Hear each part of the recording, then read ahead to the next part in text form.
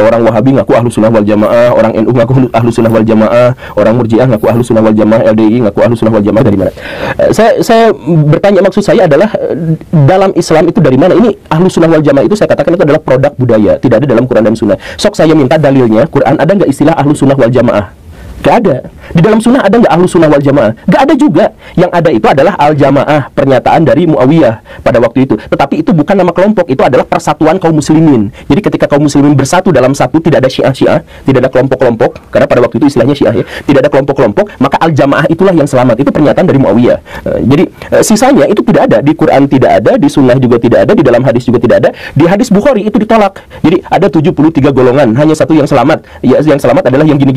Nah, Bukhari itu mengangkat hanya ada 73 golongan kaum muslimin. Sisanya kalimat-kalimat selanjutnya itu dibuang sama Imam Bukhari dan Imam Muslim. Karena apa? Ya karena yang berikutnya itu tidak sahih.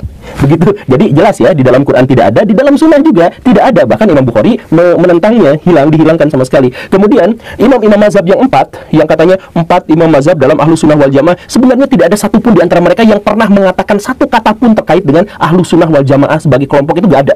Imam Abu Hanifah gak pernah ngomong itu, Imam Malik gak pernah ngomong itu, Imam Syafi'i gak pernah ngomong itu, Imam Ahmad bin Hanbal nggak pernah ngomong itu. Bahkan imam-imam yang lainnya, yang tidak terkenal, misalkan Imam Laits, Imam As-Sauri dan lain sebagainya, itu tidak pernah mengatakan ada kelompok yang namanya Ahlus Sunnah wal Jamaah. Karena apa? Karena istilah itu baru muncul di era tahun 1000-an, pas zaman Salahuddin Al-Ayyubi dan sebagainya seperti itu, atau sedikit lebih awal daripada itu, dan tidak diketahui siapa yang pertama kali mencetuskannya. Karena apa? Itu adalah produk budaya.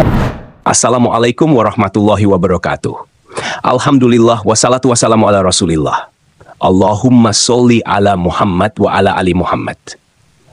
Teman-teman yang dirahmati Allah Subhanahu wa Ta'ala, dukung channel ini dengan like, share, dan subscribe agar dapat menerima notifikasi setiap kali ada video terbaru yang kami upload.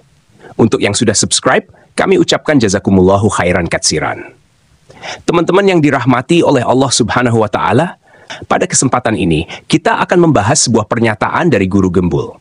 Pernyataan tersebut menyebutkan bahwa beberapa kelompok seperti Wahabi, Muhammadiyah, dan Nahdlatul Ulama, NU, masing-masing mengaku sebagai bagian dari Ahlus Sunnah wal Jamaah. Namun, Guru Gembul menyatakan bahwa istilah Ahlus Sunnah wal Jamaah sebenarnya tidak memiliki dasar yang kuat. Beliau mengklaim bahwa istilah ini hanyalah sebuah produk budaya yang berkembang seiring waktu. Lebih lanjut, beliau mengatakan bahwa istilah Ahlus Sunnah wal Jamaah baru muncul sekitar abad ke-11 Masehi, tepatnya pada masa pemerintahan Salahuddin Al-Ayyubi. Menurut beliau, istilah ini tidak dikenal pada masa-masa awal perkembangan Islam dan tidak ditemukan dalam 4 mazhab utama dalam Islam. Pernyataan ini menimbulkan pertanyaan di kalangan umat. Apakah benar istilah Ahlus Sunnah wal Jamaah tidak pernah ada atau dikenal pada masa-masa sebelumnya? Untuk menjawab syubhat Guru Gembul, pada video yang kita bagikan kali ini, kita akan mendengarkan penjelasan lebih lanjut dari guru kita, Ustadz Zulkarnain Hafizahullah. Beliau akan memberikan pencerahan mengenai asal-usul istilah Ahlus Sunnah wal Jamaah, serta bagaimana istilah ini dipahami dan diaplikasikan dalam konteks 4 mazhab dan perkembangan Islam secara umum. فبأي آلاء ربكما تكذبان. Baik, saya ingin menyebutkan penamaan-penamaan lain supaya kita mengetahui bahwa ada penamaan-penamaan lain menuju kepada hakikat yang sama. Iya. Jadi kalau ingin tahu Islam yang dibawa oleh Nabi dan para sahabatnya, itulah yang dikatakan sebagai jalan as-salaf. Ada bahasa lainnya. Bahasa lainnya mereka disebut dengan nama Ahlus Sunnah wal Jamaah. Ya, kalau mau tahu Ahlus Sunnah wal Jamaah, Ahlus Sunnah wal Jamaah itulah as-salaf. Itu adalah salafi, sama saja. Ahlus Sunnah wal Jamaah. Kata Sufyan Ats-Tsauri rahimahullahu taala, "Idza balagha an rajulin bil masyriqi sahibi sunnah wa akharu bil maghribi faba'at ilaihima bis salam wad'u lahuma ma aqalla ahlus sunnati wal jamaah." Kata Sufyan Ats-Tsauri, ya, Sufyan Ats-Tsauri ini dari ulama tabi'ut tabi'in. Beliau berkata, apabila telah sampai kepada engkau, ya, tentang seorang lelaki berada di timur dan dia adalah pengikut sunnah, dan laki yang lain berada di barat juga pengikut sunnah, maka sampaikan salamku kepadanya, kata Sufyan ats-Tsauri. Ya. Dan doakan untuk keduanya. Betapa sedikitnya ahli sunnah wal jamaah. Jadi penggunaan ahli sunnah wal jamaah sudah dikenal. Kata Ibnu Sirin dari Imam Tabi'in, kana an-nasu ya la yas'aluna anil isnad. Adalah manusia, mereka tidak tanya tentang sanad periwayatan. Ya, jadi sebelumnya kalau ada hadis dikatakan Rasulullah bersabda begini, orang langsung terima. Rasulullah berkata begini, orang langsung terima. Sebelumnya begitu. Tidak pernah ditanya mana sanadnya, mana rawi yang menyambungnya. Tapi kata beliau, falamma waqa'atil fitnah, begitu terjadi fitnah, yaitu fitnah terbunuhnya Utsman bin Affan, baru kelihatan ada orang-orang yang menyimpang ternyata. Iya. Maka di situ mulai mereka bertanya. Fayunzaru ila ahli sunnah, maka dilihat kepada ahli sunnah, diambil haditsnya. Ada yang bukan ahli sunnah tidak diambil darinya. Maka di sini mulai ada istilah ahli sunnah wal jamaah. Sunnah itu sebagai lawan daripada bid'ah, jamaah sebagai lawan daripada furqah. Lawan dari apa? Perpecahan. Ya. Karena itu dalam mendefinisikan ahli sunnah, kata Syekhul Islam Ibnu Taimiyah rahimahullahu taala, ahli sunnah itu humul mutamassikuna bi kitabillahi wa sunnati rasulih.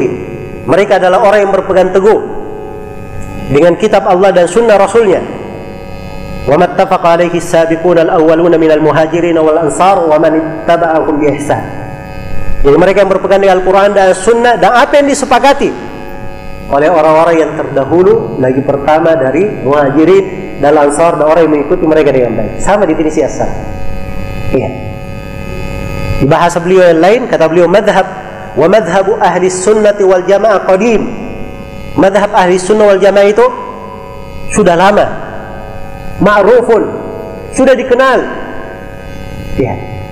Qabla an yakhluqallahu Abu Hanifah wa Malikan wa Syafi'i wa Ahmad.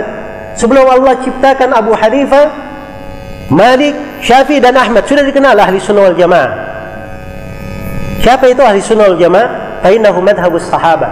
Itulah madhabnya para sahabat. Alladzina talaqqawhu an nabiyihim. Yang madhab inilah yang diambil oleh para sahabat dari nabinya, Nabi Muhammad sallallahu alaihi wasallam. Kemudian kata beliau, "Wa man khalafa dzalika kana mubtadi'an inda ahli sunnah wal jamaah."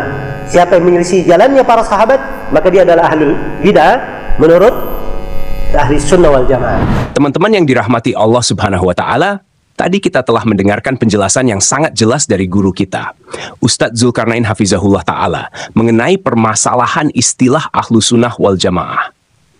Dalam penjelasan tersebut, beliau menjelaskan bahwa istilah ahlu sunnah wal jamaah ini sebenarnya tidak berbeda dengan istilah salaf, yang merujuk pada para pendahulu umat Islam yang saleh. Ustadz Zulkarnain Hafizahullah juga menekankan bahwa istilah ini bukanlah sesuatu yang baru atau hasil budaya belakangan, melainkan sudah dikenal sejak zaman para tabi'in dan tabi'ut tabi'in.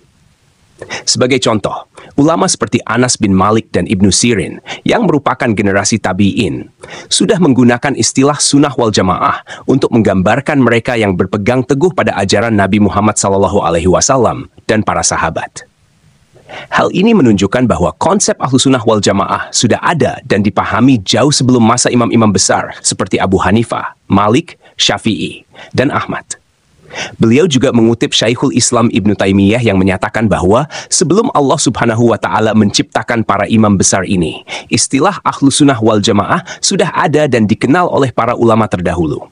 Ini menegaskan bahwa pemahaman dan praktik ahlu sunnah wal jamaah bukanlah sesuatu yang baru, tetapi sudah menjadi bagian integral dari perjalanan sejarah Islam sejak masa-masa awal. Semoga video yang kita saksikan kali ini dapat memberikan pencerahan kepada kita semua mengenai istilah ahlu sunnah wal jamaah dan bagaimana istilah ini mencerminkan mereka yang berpegang teguh kepada Al-Quran dan sunnah Nabi Muhammad SAW sesuai dengan pemahaman para sahabat dan salafus syalih. Semoga kita semua dapat mengambil manfaat dari penjelasan ini dan terus berupaya untuk memegang teguh prinsip-prinsip tersebut dalam kehidupan kita sehari-hari. Barakallahu fikum wa jazakumullahu khairan. Wassalamualaikum warahmatullahi wabarakatuh.